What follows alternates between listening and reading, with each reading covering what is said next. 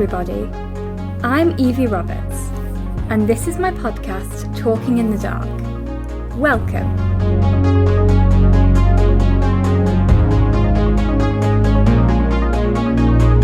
The aim of this podcast is to raise awareness about blindness, visual impairment, and disability in general, in a happy and light-hearted way.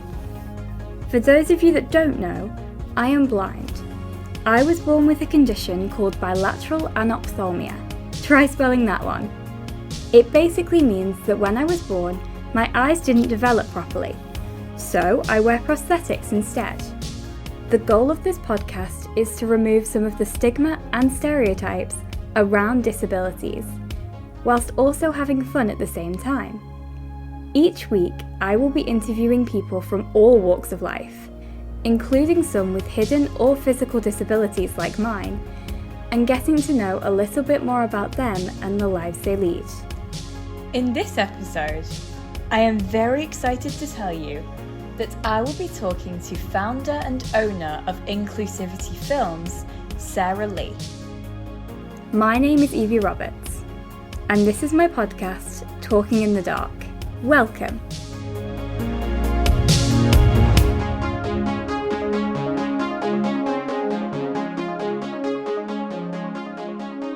Hi Sarah, how are you doing?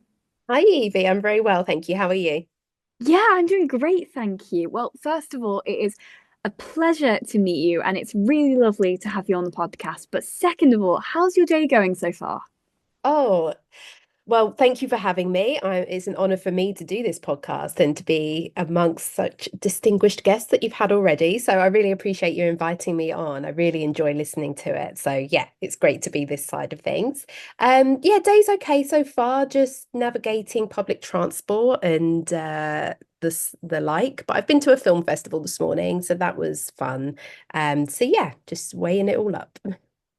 Oh, that sounds great. I mean, yeah, public transport, that's kind of that I would imagine that wasn't fun trying to navigate No. that, but film festival sounds really fun. Can you tell me a little bit about that? Sure. So the London Film Festival's on currently for the next, I think it started today actually, and it's on for 10 days or so. And they do something called screen talks. So I went to a screen talk with the actor and filmmaker Daniel Kaluuya. So yeah, it was really interesting to hear about his journey and just watch some clips from the work that he's done as well. And yeah, I'm a big fan of his, so it was great to see him in person. Oh, that sounds amazing. I mean, do you get to go to things like that quite often? I know you work in the sort of TV and film industry. Sometimes I do. I'm a member of something called Directors UK, and they quite often have similar things where they'll bring in directors to talk to us. That's a lot of fun. So yeah, I feel very privileged that I get to go in here. I love hearing about other people's journeys, and I guess in a similar way to you, because you do the podcast. But it's yeah, I always like to learn how other people have done it, and I like it when people have done it in a bit of a different way as well. Yeah, I completely agree with you there. It's so fun, isn't it, hearing about especially someone in a similar field to you, or sometimes someone in a completely different like field of work or Mm. completely different lifestyle to you. Just hearing sort of what their life's been like. And yeah, like you said, that's a big reason why I do the podcast. 'Cause I think it's just so fun to hear about everyone's stories because, you know, we all our lives are all so different. Yeah, so true.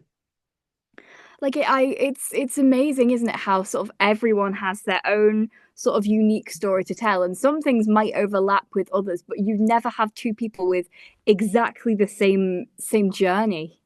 Exactly, I agree. And I had one of my tutors when I was younger said to me that everyone has a story, everyone, regardless of who they are, or, everyone's got something to say and something to tell. So, yeah, oh, I agree. Yeah, 100%. It's really amazing. So obviously, you know, speaking of, you know, you do work in the sort of TV and film industry. And speaking of journeys, could you tell me a little bit about your journey into that industry?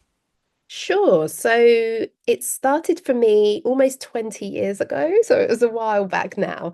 But I did a undergraduate degree in American history and politics, which wasn't related. But whilst I was doing that degree, I also did radio work and I was at university in the States for a while, and over there I got to be part of their TV channel and did some like fun things with them and really got a taste for it. So that when I came back to the UK, I did a master's in TV journalism. So my first way into the industry was working in TV news, which is quite different to what I do now. But I did that for a few years where I got to work in different roles within TV news, working at some of the big broadcasters here in the UK and some US ones as well. And then I gave it all up to be an actor. So I was an actor for 15 years, doing all sorts of things, commercials, theatre, corporate work, a little bit of TV, independent film. Um, and then about 4 years ago, I decided that there were some stories that I just weren't seeing on screen, and I've always written short stories and poetry and some longer form stories as well. And I just wanted to convert these ideas into screenplays and start to be on the other side of things and create stories that I wanted to see and that represent people like myself and just people that I didn't necessarily see on screen. So yeah, I went into writing and directing, and that's kind of where I am now. I mean, wow, that sounds amazing. You really had a sort of incredible journey so far. I mean, by the sounds of it, you've really done lots of different things within the industry, from working in sort of TV news to an actor to what you do now. I mean, do you think that, having experiencing all those different sort of career paths and roles, do you think they all taught you sort of valuable lessons? Yeah, I do. And I think part of the reason why I like to do so many different things, and it's been a bit varied, is partly the way my brain works. I have autism and ADHD, and I do like there's part of my brain that likes the consistency and things staying the same, but I'm very impulsive and like to change and move around as well. So that's a big part of it. But everything I've ever done has all been related to storytelling in some capacity. So I think that has followed me through all the way. So whether it was journalism or it was um directing, writing, acting, it is all telling stories. Don't get me wrong, I've had side jobs as well, which haven't been related, like bar jobs and things like that, which is quite often the case, for a lot of creatives have to have that supplementary work. But on the whole, I've always followed like a storytelling path. Yeah, absolutely. I mean, that love for storytelling, where do you think that kind of started? Do you know where that started? Oh, that's a great question, Evie. I think I've always loved reading. So I think that I was reading from a very young age, and I think that I was informed a lot by what I was reading. Um, I also use storytelling as an escapism, I think, when things didn't always seem easy and I perhaps felt like I didn't fit in. I'd create my own stories and my own kind of narratives, which really did help see me through sometimes. So I think it stems back to that. And also, I have a very special interest I love witches and vampires.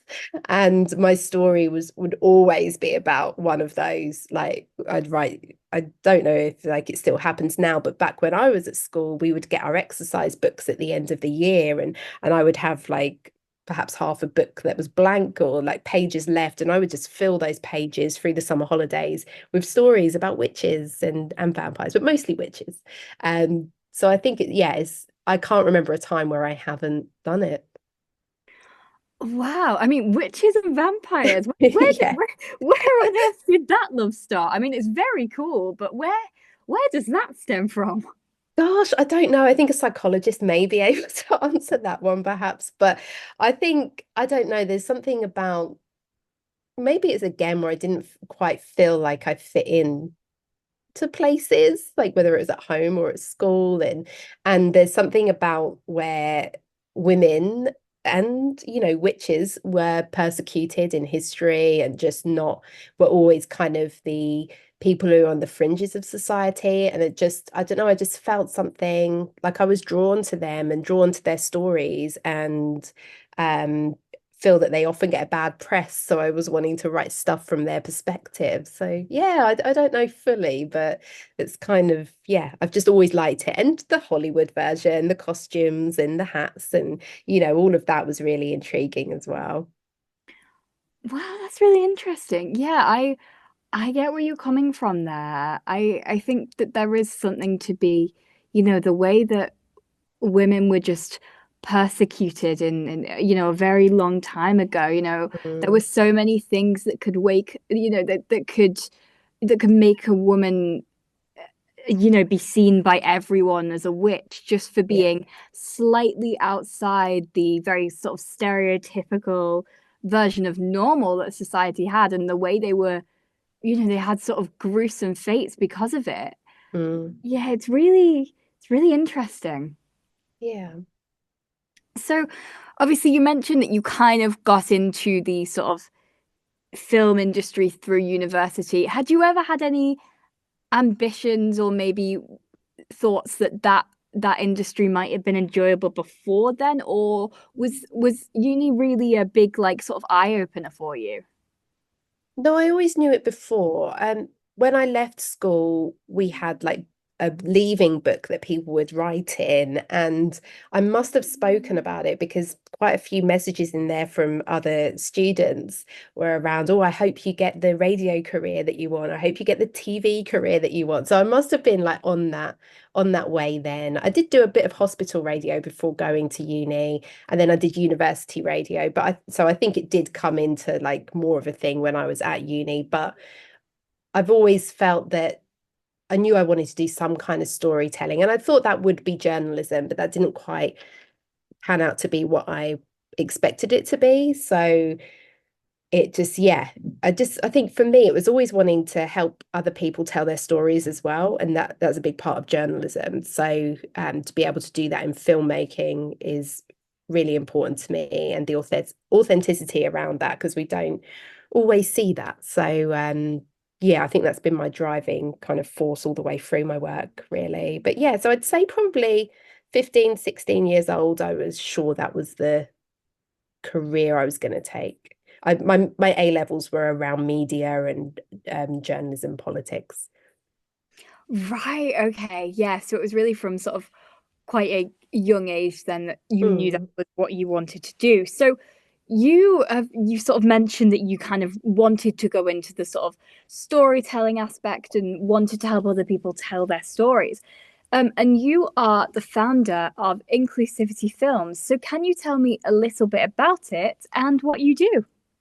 Sure. So Inclusivity Films, we only started 2 years ago. So we are 2 years old, almost three.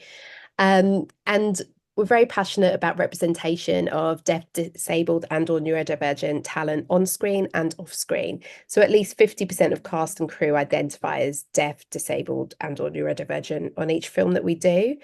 We have done social impact stories and stories around disability, but just as passionate about stories where disability is incidental to the plot, but we're still seeing that representation on and off screen.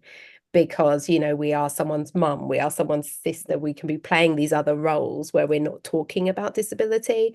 And I think really when we start to see more of those stories with that authentic representation just being incidental, then that's when we're going to really see things start to change, or at least I hope so. Um, so yeah, I've been lucky. I've had some support from Creative UK, and I was a Women in Film and Television mentee last year, so I had support from them. And the first film that I was a part of producing was a film called Tourette's and I, and the writer director is a friend of mine, Jack R.H. O'Sullivan, and he has Tourette's and he's autistic, and he's the writer director on this film, and it was about his lived experience and what he wanted people to know about it. So it follows an actor who has Tourette's as well in real life. We cast authentically, and goes around attending a job interview and the access issues that he has around that. And so that was the first thing we did. And then the second film was Typical, which was done in conjunction with Bedazzle Inclusive Productions, and they had a stage play that they took to Edinburgh Fringe, and so they asked if I would adapt it into a screenplay, which I did. And then I directed it. So that is very much a social impact disability rights film, mostly around learning disability and autism. Um, and then, yeah, just recently done a vampire film, of course. I managed to get my vampires in. So that was based off a Stephen King short story. So that has been a dream come true for me because the book Salem's Lot by Stephen King is one of my favorite books from childhood. So to be able to adapt something around that was very exciting. And yeah, and then we've got quite a few things in development as well at the moment. Wow, I mean, that sounds incredible, and it really sounds like an incredible organization. I'm wondering though, kind of what made you decide that you wanted to set up your own sort of film company and kind of what was the process like of setting it up? Sure. So I co-founded a talent agency for actors, and it's for deaf, disabled, and or neurodivergent actors primarily. And I was seeing that there was a move towards wanting more on-screen representation from people who are making decisions. But then I realized there wasn't so much of a push for off-screen and crew, and there wasn't really anywhere that was supporting them or like talking more about that side of things. So that gave me the impetus to start it. And just it was one of those moments I just woke up in the morning and I was like, this is what I need to do. I need to do it. um and yeah, so setting it up was it wasn't a difficult thing to do. And I think for me the biggest help was getting onto social media and letting people know what we were about and really doing a push on there, and then just connecting with other people who are in this world as well and who understand what it is that I'm trying to do, and then finding creatives who want to collaborate. So that's been a huge thing. And I've got a wonderful um a bit of a database now of disabled talent, and it's fantastic. And just knowing that we're all working to push for the same thing. Yeah, without a doubt. I think you're completely right there. I mean, you just mentioned briefly there that social media seems like was quite a big tool in sort of, you know, educating people on what you guys were doing and connecting with people in the same world. Do you think that social media can sometimes be quite a good and powerful tool to kind of raise awareness and make connections? Yes, I do. Obviously, I know there can be a negative side to social media, but in terms of this, I find it's been really helpful for me in being able to push out the message and connecting with people. Probably is the biggest thing, being able to connect with others. But yeah, I think it's a very powerful tool. And you're going to take the bad with it as well. Sometimes people can be pretty mean and do send some not so nice comments and messages, and sometimes that can be really hard. um but it's just knowing that the majority of people on there are supporting what is going on and just wanting to, and along doing the same things as what we're doing, or on board with our ethos. Yeah, absolutely. I think that's a really great point you made there about obviously there is, there is a fair few people on social media who can be can be incredibly cruel. And I think, but like you say, that the majority of people are supportive. But I think because the people who can be cruel have such a sort of reputation, I think, yeah, it can give social media sort of quite a negative sort of sort of quite negative connotations sometimes. Yeah, it really does. And I think, there are certain platforms which can be perhaps a bit nastier than others. And I think it's just finding what works for you, whether it's as an organization, a company, or an individual, whatever is gonna, I think if it comes to a point where social media is making you feel bad or in any, then maybe it's time to come away from it. But I have had mostly good experiences. Yeah, definitely. I think if it's used right, it can be a really sort of powerful tool. Now there is a term within the industry called access riders. Yeah. Can you tell me sort of what they are and why they're needed? Sure. So I'll start by saying we do have an access rider on our website, which is downloadable and it's free to everyone if they wanted to check it out. So basically, it's a private and confidential document, and we send it out to everyone, regardless of how they identify, once they're on board one of our productions. So they've signed the contract, they're going to be working with us. We then send it out to them, and this goes out to everybody, just to see if there's anything we can do to make our sets more accessible for them. So there are different sections within it. There's the physical environment, whether you have sensory needs in the environment or you need step-free access. There's things about different formats of scripts. Do you need it formatted in a different way? Toilets, I am a campaigner for changing places toilets. So, is this something that we need to think about in terms of who's coming on board? And it could be, do you need breaks at certain times? You need med breaks. All different things. And we have a section for any information that we may have missed on the form and people can tell us. And it just makes it, we have this in advance so that we can make sure that anyone who's coming to our sets can come and work in an equitable way. They're not going to have barriers or be faced with barriers when they come onto set, and they're going to be able to do their jobs just like everyone else.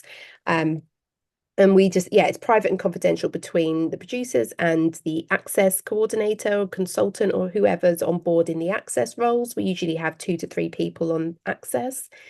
And it's just, from my experience, it's opened up that conversation.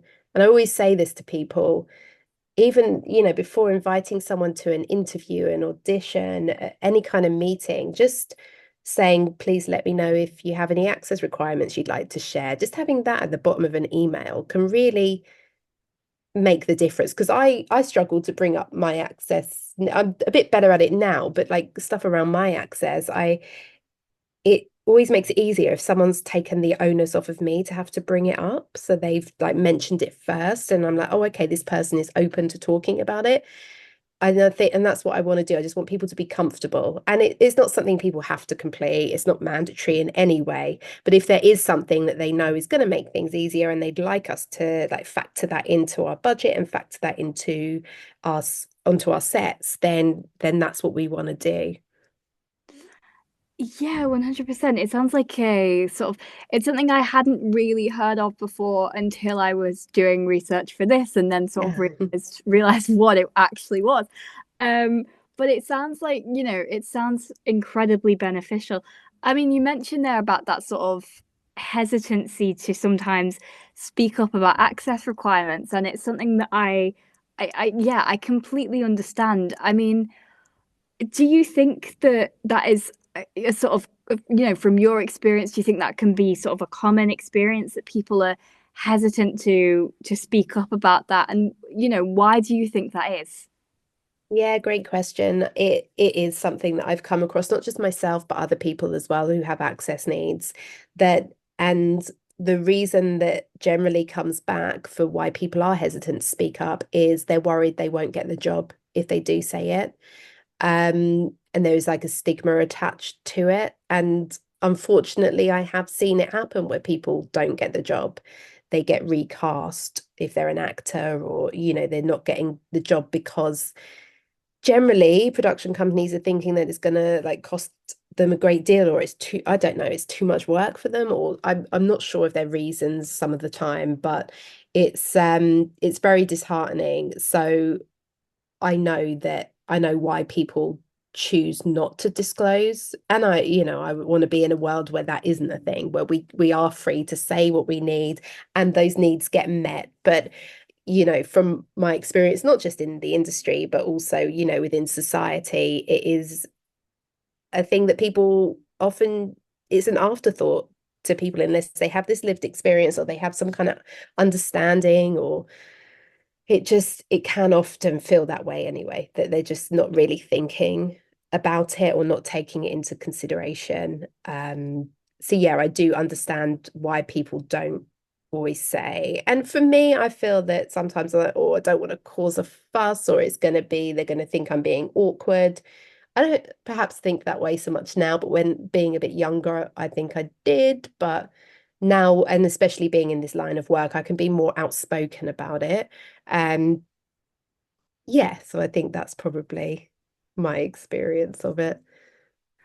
Yeah, I mean, absolutely. And it makes total sense why people would be hesitant about it. And it's frustrating, isn't it, that people are made to feel scared or anxious about speaking up about basic things that they need to make their experience easier when someone without someone who doesn't without a disability or a sensory impairment or anything like that might not feel so anxious about stuff like that. Yeah, I totally agree. It's just I think it's about talk like we are today, talking on a podcast about it, but talking more, as much as we can to as many people. So um that people just it's that spreading that awareness of like there are quite easy steps to take where it doesn't have to be like that. And we are, like you say, it's like a lot of it's basic stuff and it's people's basic human rights that we are trying to get you know, listened to and put into place. And it really shouldn't be that difficult. So, yeah, I do get on a bit of a soapbox and my activist head comes out a lot around this stuff because it just, to me, I just don't understand why it can't be done. And yeah, there's a lot of talk about stuff, but it's like, let's put this stuff into practice and this is how you do it. So I'm very passionate about talking about it as much as possible and doing a bit of access consultancy and showing people how to the solutions that they can do, to get past this. Yeah, I really do agree with you that I think yes, it's sort of another thing you mentioned there is about sort of recommending to people that at the bottom of anything, whether it be an interview or an audition or whatever, they just sort of, say, is there any access requirements that you need? And I think it's such a good thing to do because I think it's a common thing in the disabled community where a lot of disabled people have to do so much self-advocacy just for, Yeah. as you say, sort of basic human rights. But I mean, I wonder, yeah, I think it is a very common misconception that people think people see the word accessibility and think a really costly, Mm. sort of time-consuming thing. I mean, I just wonder where that stereotype comes from. Yeah, no, I agree. I think it is. They think it's going to cost a fortune, and even when we've gone back with costs, like I'm talking about actors here and like getting them in onto set for different production companies, and we've gone back with fairly low costs, really, in the scheme of how big the budgets are for these productions. And then it's very disheartening to then say they can't afford to do it. Um, but like you say, it is low cost. And sometimes for like smaller production companies, once you've bought ramps, you generally have them then. You can use them for other productions. It's not like it's an investment as well, some of the access things that you might need to buy. But it's just I always say in the industry, we had a whole COVID team set up, like COVID supervisors when the pandemic happened. So they had people that were in charge of making sure people were tested, had their masks on and temperatures and all of that stuff. And that was all set up super quickly and they were all put in place and it was people's jobs to do that. And I just don't know why we can't do that around access on every single production. It's getting better. There are more access coordinators than there were. And I know that Dank and Triple C are about to introduce a new cohort which they're training, which is amazing. So I hope in time it just becomes a role which everyone has to have on set because COVID, it was mandatory. They had to do it. So I just want access to be the same. Yes, absolutely. I mean, it's interesting, isn't it? You bring up COVID there. And if we think back to the pandemic and how quickly so many things were put in place, so many measures were put in place to keep people safe and how quickly that was all done. But then when we think about access requirements and, people didn't think about how much it was going to cost during COVID. People just Mm. sort of did it because we were in a pandemic. we have to keep people safe. And yes, absolutely, we did. But now, we're out of that. When we think about accessibility, we're still putting measures in place to keep people safe and to make sure people have things as easy as possible. But it's not treated in the same way as the pandemic was. No, exactly. And I think partly this is because that was going to mean that people couldn't work at all. So like it was going to affect everybody, like the non-disabled as well as, everyone. So I think, again, it's that thing. If you don't have that lived experience, if it's not affecting you directly, then it's sort of an afterthought. You don't really care enough about it. Um, so we just, yeah, and I think that's something we're very passionate about with inclusivity films, is trying to make people care enough about it and to see that this is how we should be working. Because it generally, accessibility like does improve things for everyone as well. It's not just disabled people. So I think but even if it didn't, we should be doing it.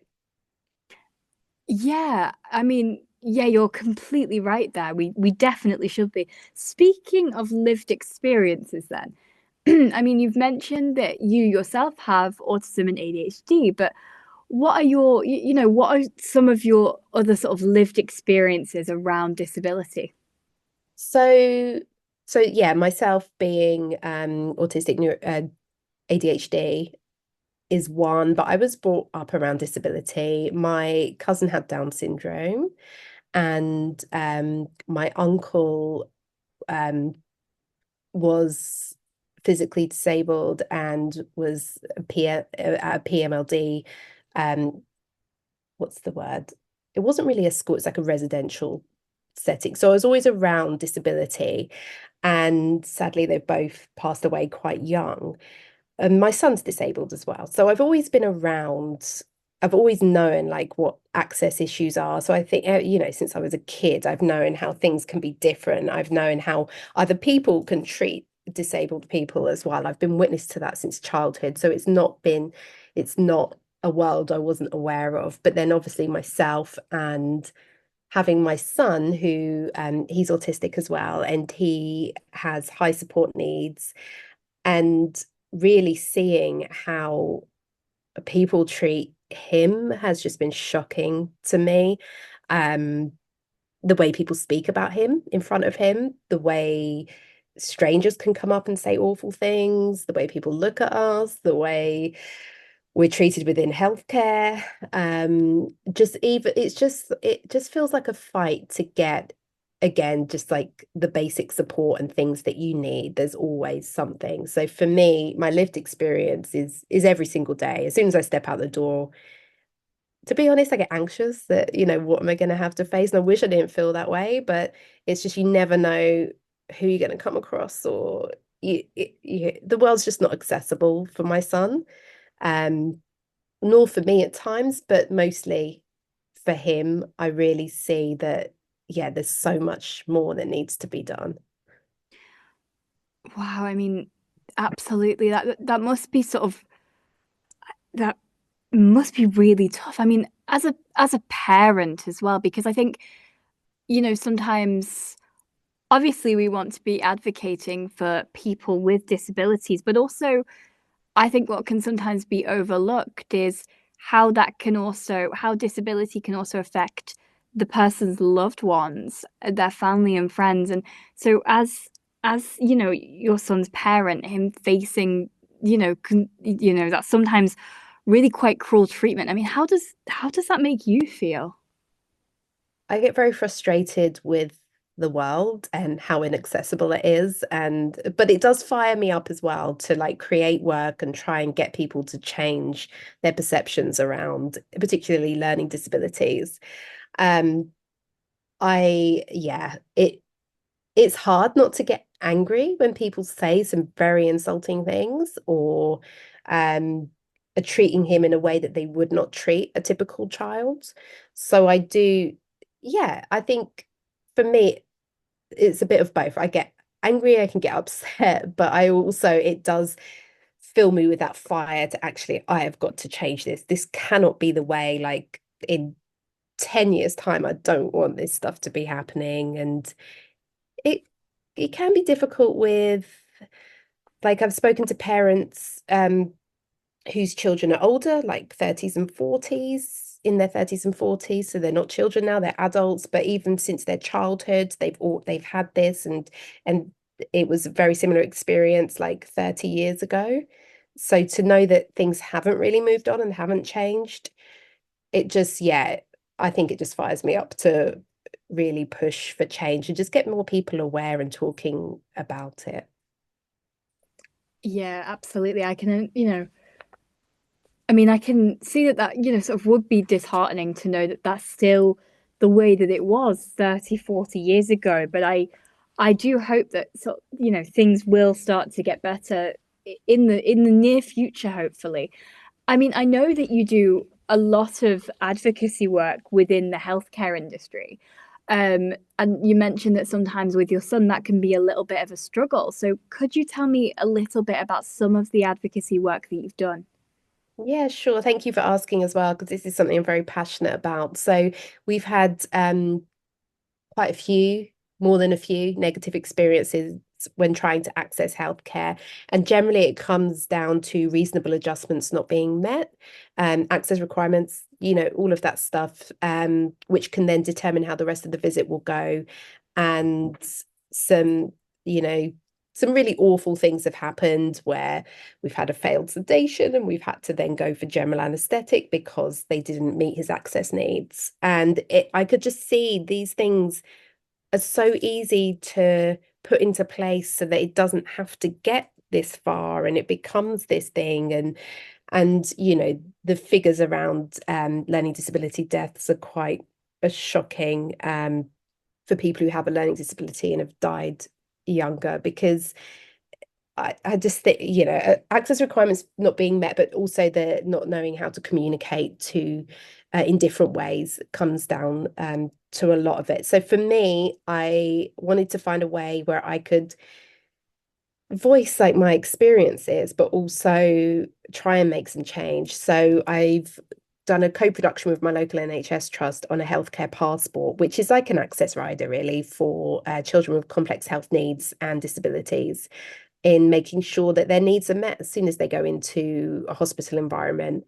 And there's staff training currently around that to try and raise awareness around the use of this document and what a difference it can make. Another thing that is quite often the case is that whenever we go in, they want to know a whole history of the past 9 years of my son from birth and pregnancy. And it's to have it all in one document where we haven't, and you're asked it about 4 times whilst you're there, and it's like to have it all in one document where we don't have to keep being asked and people keep entering his environment, which is uncomfortable for him. And it's just a great way for us, it works to have it in one place. I'm also a campaigner for Changing Places toilets, which I think I mentioned before, but these are a more accessible disabled toilets. So they have a hoist, they have an adult sized change bed. Because that was another thing I used to say. I did say we've had one secured recently in the local acute hospital, because I said to them, if we come in, we have to use the floor. And in 2024, I shouldn't be using the floor to change my son. That's just it's ridiculous. So now we have this, and I really want to, these toilets are in a lot of places now, but they're just not far enough. And I just want everywhere to have them, every big park, every supermarket, every hospital to have these fully accessible toilets, because it is something that they can implement. There's also government ring-fenced funding for this. So there are ways for people to do this. And yeah, so that stuff's really important to me as well, because it's dignity as well. And it's, yeah, again, a basic right is that we should have somewhere that's clean and sanitary to go to the toilet. Yeah, of course. I mean, of course you should. That makes complete sense. And it really sounds like you've done a lot of incredible advocacy work within within healthcare settings. I think that, the document that you are kind of working on, and staff training is being issued. I think that's such a brilliant thing, because it, like you say, it just sums up sort of all of that history, so you don't have to you don't have to have it, you don't have to repeat it like three or four times every time you're in a sort of healthcare setting. I mean, and I think that's quite a common experience as well. Like, I know I definitely have memories, and my mum's definitely told me that that is something that she went through a lot with me when I was little. Mm. That the whole conversation about my visual impairment and things like that, you know, every single time that I went to an appointment or something like that. And I can imagine that is just really, really frustrating. So if it's all there and easy to access, it just makes life so much easier. Yeah, I totally agree. Yeah, absolutely. But it really does sound like you've done some incredible advocacy work there. Thank you. And I really do hope that things, it sounds like improvements are being made, and I really hope that Yeah. that continues in the future. Thank you. I hope so too. And yeah, there are steps being made for sure. And it's just, yeah, I would love to spread this out further so everywhere does it. Yeah, absolutely. That would be the dream, wouldn't it? But Yeah. yeah, that would be incredible. Yeah. So, what would you say then has been your sort of proudest moment so far? Oh, good question. I think one would be getting this toilet secured, the changing places toilet secured in the hospital, because that is something that you can physically see. It's been done. It's going to make a huge difference to lots of people. And it's quite a life-changing thing. It really is. So I think that is one. And the healthcare passport is another. In film, I would say after we'd shot Typical, two people that were someone from the crew and someone from the cast wrote to me afterwards and said that they were inspired after being on set to create their own social impact stories. And I think for me, that was the some of the best feedback I could have got, because it's inspired people to go and tell stories that are going to contribute to change and help others. Um, so I think, yeah, that was quite a proud moment for me. Oh my gosh, that's incredible. I can imagine that that must have been the most amazing feeling to know that, you know, for those people, being a part of that and a part of that process has inspired them to make their own story. I can imagine that that must have been just the most incredible feeling to sort of discover that. Yeah, thank you. It was really lovely. And it's also like there were quite a few people on there. We had some students who did work experience, and they said that they would be taking these practices of making sets accessible and thinking around access into their work, which was really huge, because if like emerging filmmakers can start to think about doing that, then hopefully the next generation that are coming up, it's just going to become the norm, and it'll be a thing that everyone does. That's the dream. Oh, yes, absolutely. That's amazing though, that people are considering this as they sort of go into their sort of field of work. That's something that's being considered.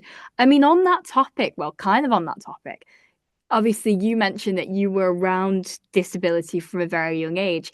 Do you think that that helps? Do you think that being around disability and knowing what access requirements are from a young age, do you think that helps to educate people? I think so. I think having the lived experience does help, because you're already, and it sounds a bit corny when I say it, but I do see life through an accessibility lens. It's like I see it, like I know that, what to look out for, what access is. And I think it you just have it's just different. You just have an awareness around what other people experience and how they experience the world. And I'm not an expert on every disability by any means, but I do understand a lot around access, and it's just, and I'm always learning as well. And it's so I think, yeah, it definitely helps. Yeah, definitely. I think I can imagine that it really would. So, what would you say then are some of your sort of goals or aspirations for the future?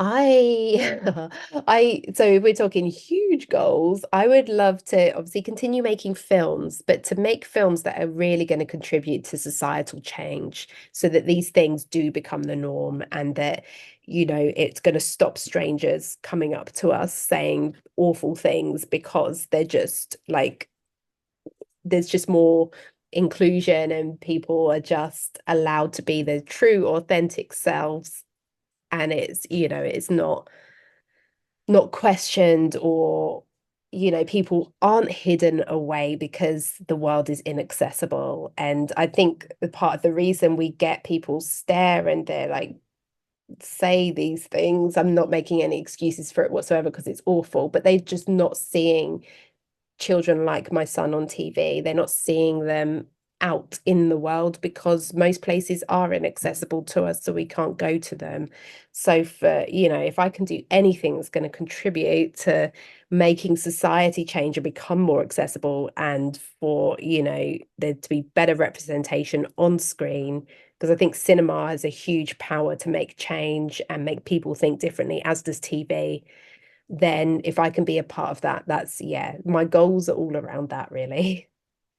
Oh my gosh, that would be absolutely amazing. But yeah, I do agree with you about cinema and TV having, one of the biggest powers to create an impact because things like that, they're seen by so many people, Mm, most people, I would say the majority of the world, they consume sort of that kind of media, whether it's movies or TV or anything like that. It's a media that's consumed by so many people.